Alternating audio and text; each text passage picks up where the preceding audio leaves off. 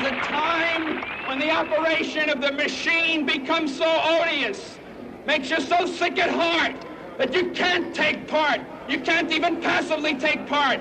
And you've got to put your bodies upon the gears and upon the wheels, upon the levers, upon all the apparatus, and you've got to make it stop. And you've got to indicate to the people who run it, to the people who own it, that unless you're free, the machine will be prevented from working at all.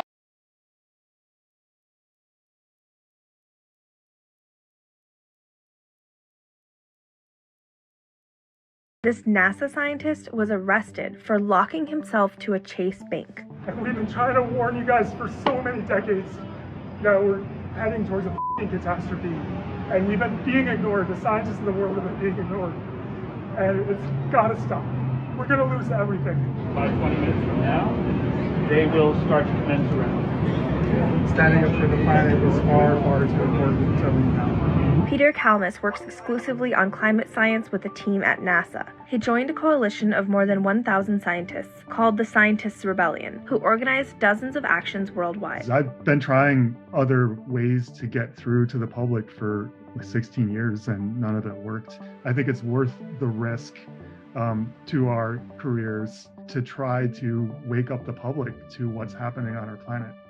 We're not lying, we're not exaggerating. This is so bad, everyone, that we're willing to take this risk. We are in a moment right now. One path is gonna lead to death and one path leads to life. And I'm here today because I choose life. I'm here taking these risks because it's time to do something different. And we're not gonna get that done comfortably or easily. Somebody has to take a stand. None of us are sacrifice zones, and it's time for change. We said no, and we're still saying no.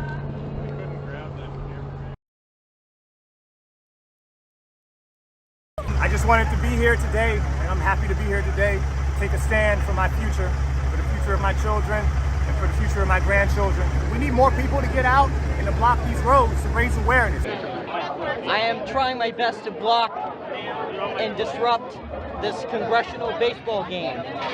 Tell us why you're doing this. I'm doing this because the government does not care and refuses to acknowledge that there's a climate emergency right now. And how are you hoping that blocking the baseball game is going to make a difference about that? Well, if more people come out here and join me in the streets, we can make sure that nobody can enter. And when nobody enters, everyone understands that this is a problem, because the problem becomes pertinent to them.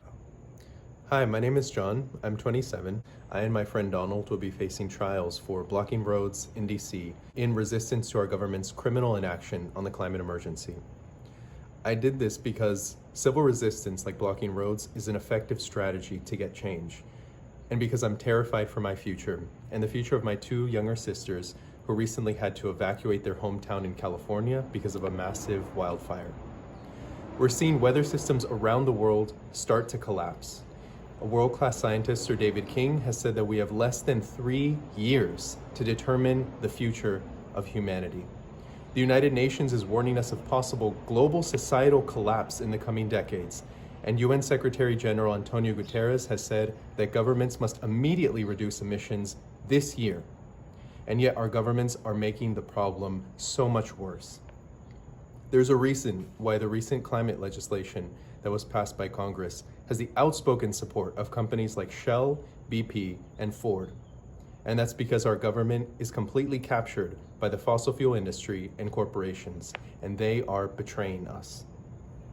Civil resistance action, like blocking roads, is now not only the most effective way to get the kind of change we need, it's now our only option left. Everything else has been tried, and everything else has failed. I cannot stand by while everyone and everything that I love goes up in flames. And if you feel the same, I ask that you also step up and take action with Declare Emergency this fall.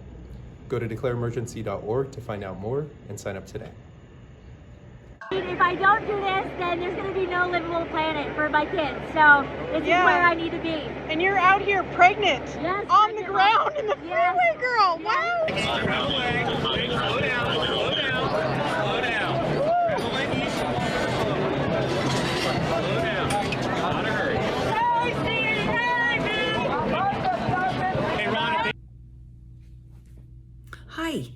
I sat on the Beltway, the 495 Beltway that wraps around DC, Washington, DC, with a number of other people on July 4th. We all were arrested and went to jail, and I was with a group of women in a cell together till the wee hours of the morning, and it was a profound experience. I knew it would be profound. We were well trained and prepared for what we did by the core group of people that's part of this Declare Emergency team. And the thing I have to say was that I was not prepared for the reaction I got from friends and family and a couple of choice co-workers about when I told them the story about what I did with other people, and what every single person, some were shocked, some were really impressed, but everybody said how proud they were of me, that they really appreciated what I did, and thanked me for taking a stand and doing something for this climate catastrophe that we're trying to avert, this crisis. And you know, I was just amazed at how these people that I've known a short time to years, some my whole life, really thought that it was an honorable thing to do. And I just wanted you to know that. It was really amazing.